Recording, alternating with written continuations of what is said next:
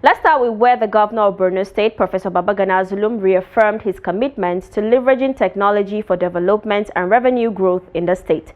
This declaration was made during the commissioning of an auditorium and mini media studio at the Borno Geographic Information Head Office in Maiduguri. The governor commended the agency for its impressive track record, having executed several projects and generated 5 billion naira in 2024. He emphasized the agency's crucial role in ending bureaucracy in land management and related issues. Zulum expressed optimism that the Borno Geographic Information System will continue to operate effectively, ensuring transparency in land administration and supporting the state's development strides. This initiative aligns with the government's broader vision for Borno State's development as outlined in its 10 years transformation agenda and 25 years development plan. In continuation of my solemn pledge at the onset of this administration to transform the Ministry of Land and Survey into a robust, digitalized outfit under the executive government. We are here again today to commission a few projects in the Borno State Geographic Information Service, OGIS. As mentioned in my speech during the inauguration of the board of this agency, the aim is to remove all bureaucratic red taping in issues relating to land titles, registrations, and other land-related matters. When we appointed the Executive Secretary of the Budgets, the staff of this agency felt they would deal with him. Perhaps because of the tiny nature of his structure. But I believe he dealt with them very well.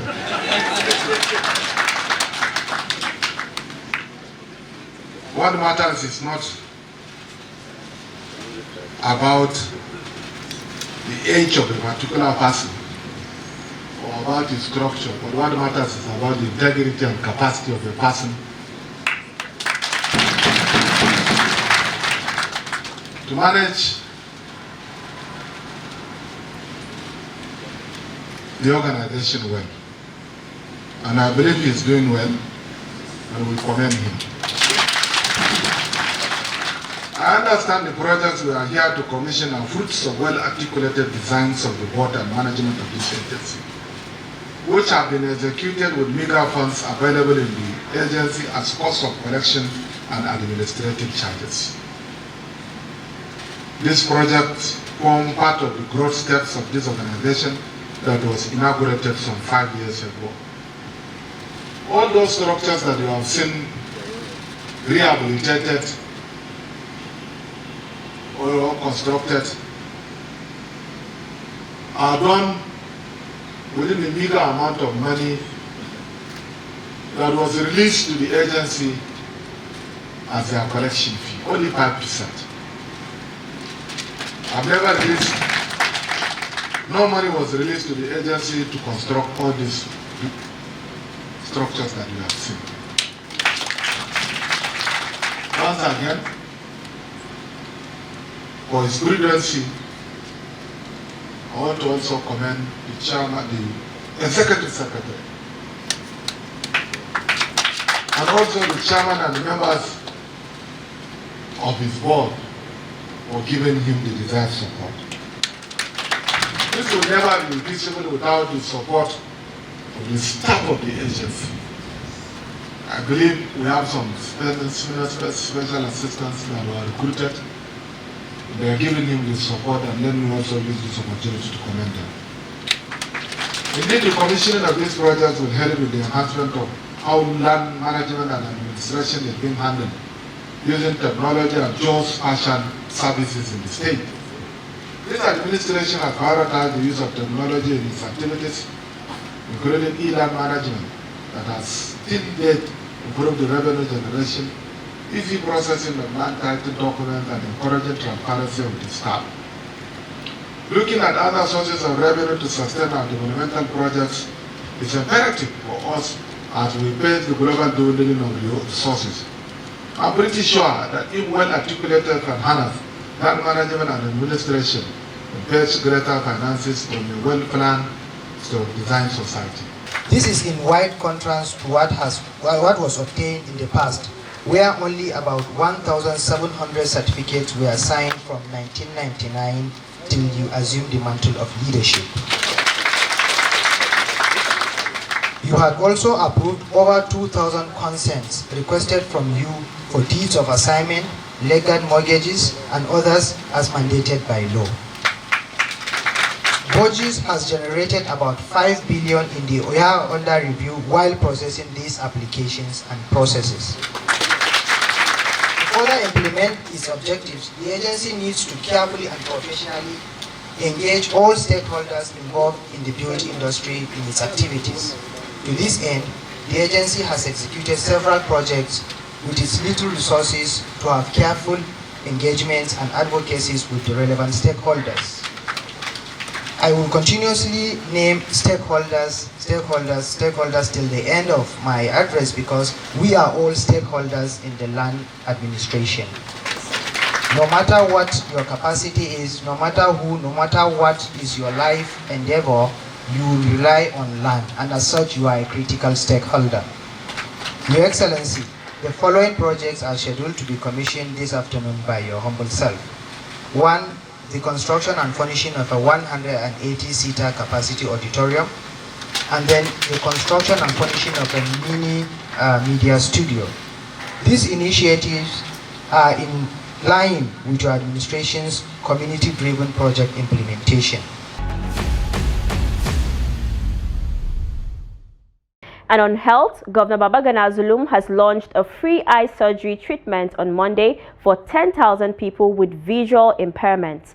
The initiative, which kicked off at the State Eye Hospital in Maiduguri, is a collaborative effort with Senator Ali Ndume, representing Borno South. According to the governor, the program will be extended to local governments of Mongonu and Biu, where new eye hospitals will be commissioned soon.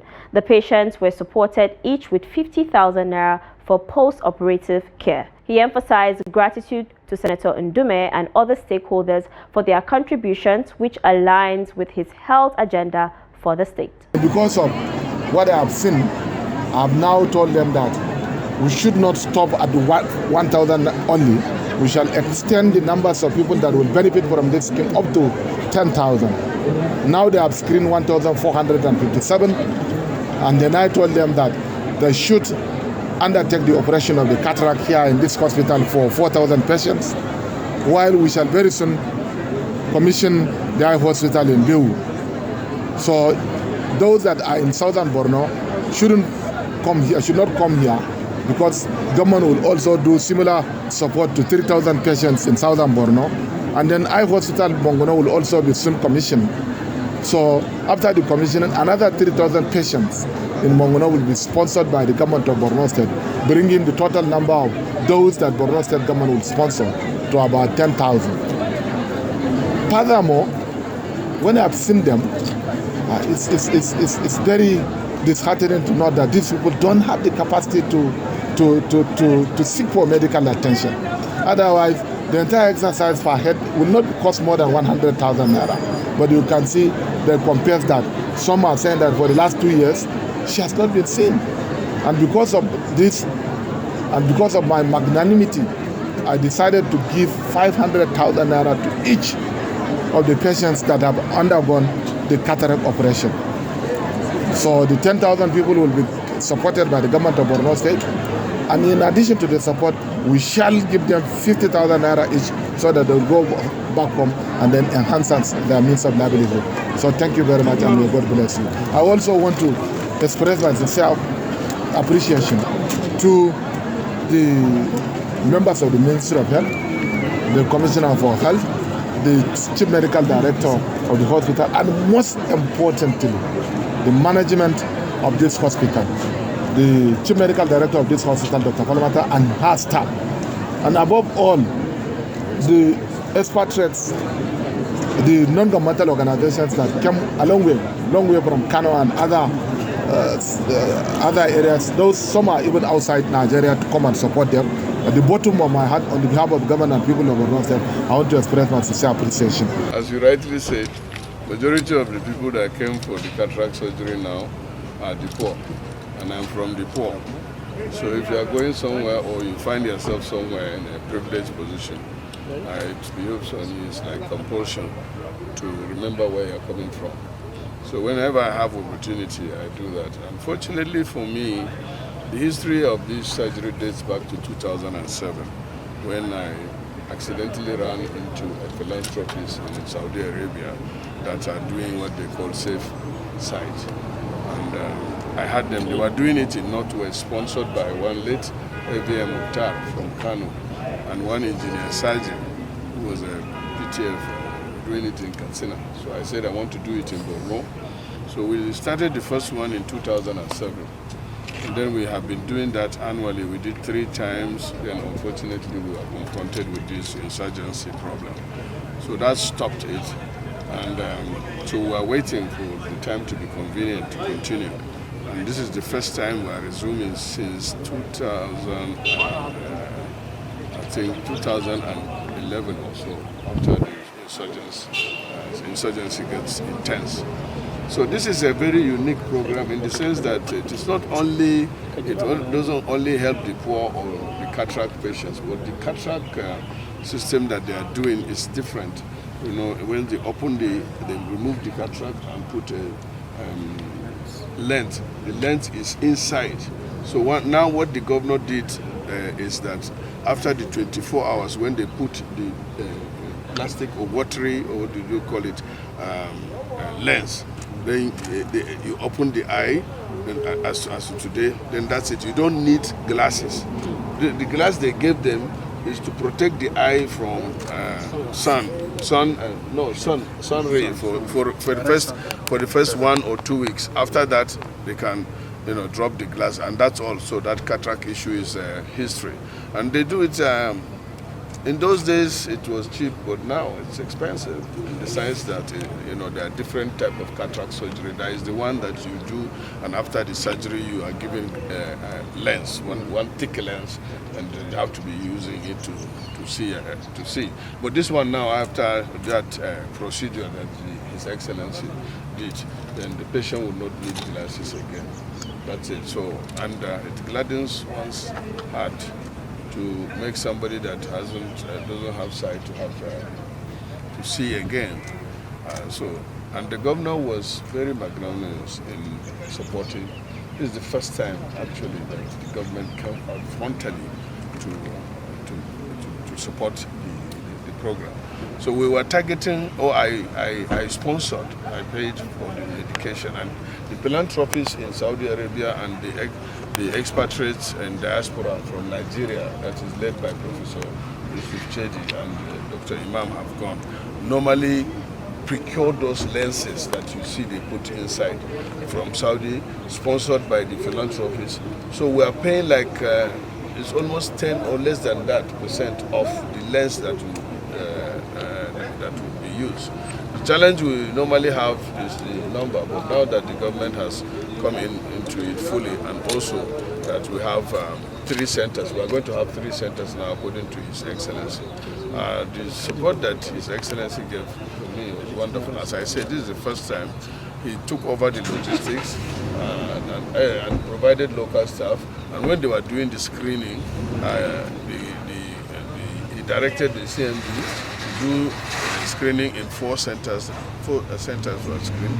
Now we have outstanding 1,447 patients, but we'll see what we can do to the end of it. So, and I want to also thank you because I can see the anxiety, because it's a humanitarian activity. So it's just that a poor person coming from the poor, helping the poor, it's just like giving back to where I belong. The federal government on Saturday launched Borno State's Livestock Improvement and Ranch Settlement Program, also known as Ruga Initiative, in Ngararam community of Mafa local government. The project aims to enhance livestock productivity for consumption and export, as well as create employment opportunities and facilitate conflict resolution between herders and farmers in the state. The Minister of Livestock Development and Governor Zulum, along with other dignitaries, toured the Ruga settlement. The settlement has modern facilities which comprises a police outpost, housing estate, health center, veterinary clinic, a school, cattle ranch, among others. The ranch provides everything we need, including our own pasture, which has always been a challenge for us.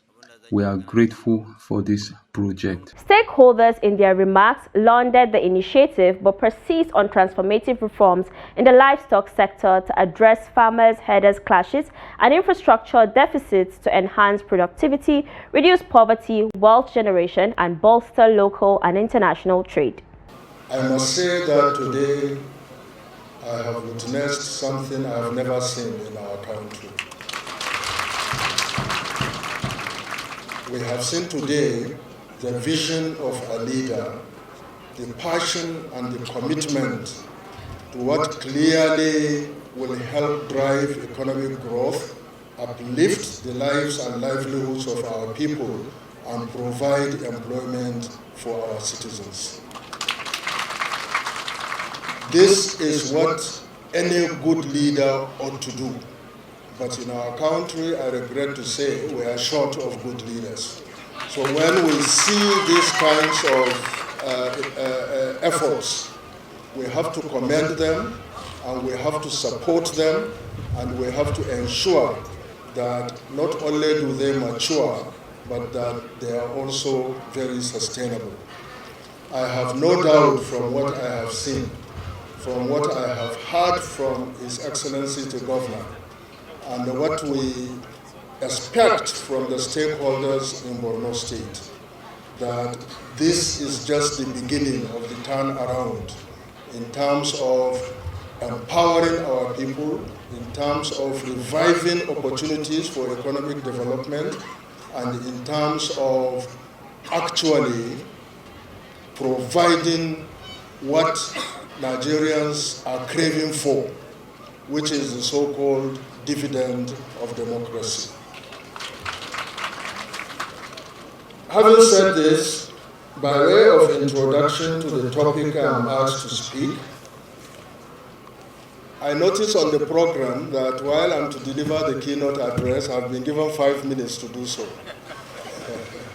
And I have a 10-page paper, so what I will do is to try to read what I consider to be the important aspects and to summarize generally. But by way of introduction, I want to remind us that agriculture, holistically, is universally recognized as a pillar of national economies, and if appropriately positioned, and its vast potentials in all ramifications are tapped. In Nigeria at independence, agriculture was indeed a major pillar of our national economy. Then, regrettably, we got blinded by revenues from petroleum resources and allowed agriculture to slide back to the back burner of our economy. Now, agriculture in Nigeria and the livestock sector in particular can still be major pillars of Nigeria's national economy if only we can refocus and reprioritize and reposition them appropriately. Nigeria has abundant land and water resources, covering 923,767 square kilometers, of which over 708,000 square kilometers is dedicated to agriculture or arable farming. Indeed, Nigeria possesses a vast agricultural landscape. However, its livestock sector is relatively underdeveloped. Traditional livestock practices in Nigeria are characterized by slow maturing local species of poultry and cattle, for example, and are subsistence in nature, which results in low productivity when compared to foreign breeds, leading comparatively to significant production gaps. Today is a momentous day for livestock development in Borno State, as we gather to commission one of the 3 senatorial district livestock improvement and ranch settlement located within our expansive grazing reserves. This occasion symbolizes not only our commitment to sustainable livestock agriculture and food security, but also our resilience and determination to rebuild and transform the livelihoods of our people, particularly those affected by insurgency and displacement. This significant project, undertaken in collaboration with the Federal Ministry of Agriculture and Food Security under the Special Intervention Program, which reflects our collective vision. It is part of our broader strategy to transform the livestock sector, which support rural livelihoods and enhance food security, as encapsulated in the Borno State 25-year development plan. This infrastructure represents a beacon of hope, restoration and resilience of our people. Beyond establishing these settlements, my administration has taken additional steps to restore livelihoods of our people who have suffered a protracted period of insurgency. Each of the 461 households from 18 communities in Mafa local government area of Borno State who have been victims of Boko Haram insurgency will receive a boon, a heifer, goods and humanitarian relief, especially the 25 kg bag of rice, 25 kg bag of maize, 15 kg bag of beans, clothes, mattresses, blankets, mats, amongst others. This support is not only merely a gesture, but a solid investment in the livelihoods of our citizens and a vital step in their journey towards self-sufficiency and a dignified manner. We are also handing over the sum of 50,000 naira to each of the heads of household. In addition, housewives will also receive 20,000 naira in addition to their wrappers, mattresses and others. And I want to assure the people of Borno State that inshallah, before the expiration of my tenure, Borno State government under my distinguished leadership will close all the IDPs inshallah. IDP camps. In addition to the 461 houses that were just commissioned, next to this building, close to Mafa, we have additional 160 houses that are yet to be occupied and shall also be commissioned very soon. Today, I call upon the multinational commercial livestock investors to join us in this transformative mission. Borno State, blessed with vast grazing reserves and fertile land resources, offers a unique opportunity to livestock growth and productivity improvement in Nigeria. We are ready and open for partnership that will not only enhance livestock productivity, but will also transform Borno into a thriving agricultural hub, generating wealth, employment for our people.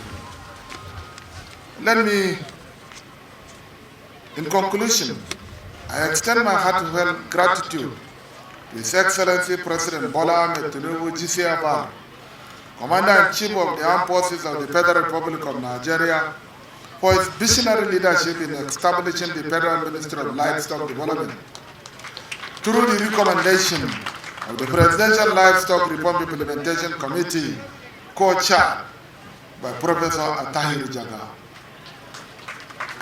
Mr. President, I assure you of Borno State unwavering commitment to fully aligning with the federal government's programs for livestock reform. Let me use this opportunity to congratulate the Minister of Livestock for his well-deserved appointment. He has the passion, he has the commitment and tenacity in ensuring growth and development of the livestock sector in Nigeria. And on behalf of my colleagues, the 36 state governors of Nigeria, I want to assure you that we shall support you in achieving your mandate. Let me also use this opportunity to commend Professor Tahir Jaga and indeed the minister and his team for taking their time to come to Borno State. They did not stop only in Maiduguri, they proceeded to Mafar within this period of our insurgency to witness this occasion. This shows their degree of commitment to the noble objectives of transforming the livestock sector. May Almighty Allah in His infinite wisdom reward you. Let me also use this opportunity to congratulate and also to commend one of our own, the Minister of Agriculture, Senator Abukari, for the support that we have enjoyed under his administration as the Minister of Agriculture. I want to commend my colleague and engineer, the Permanent Secretary, for being here. Let me also use this opportunity to commend all those that have contributed to the success of this story, especially my able Deputy Governor, his advisor, the Chairman and the Director General of the Livestock Development Agency are also well commended.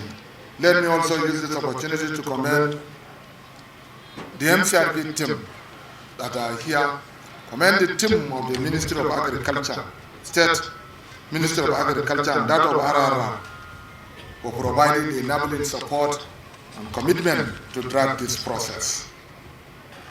I also want to commend the Director of the Livestock of the Ministry for Agriculture and that of the Ministry of Livestock, with whom we started this journey together. And today we are witnessing this event. The last but not the least, at the bottom of my heart, I want to commend the Shahu of Borno State. He has been here for the last 4 to 5 hours. It's very rare to see His Royal Highness, His Eminence, standing for this period. And I believe it's because Mapa is his own hometown. Borno State has become the leading state to pilot the Ruga Settlement Initiative in Nigeria, and it remains to be seen whether other states will follow suit.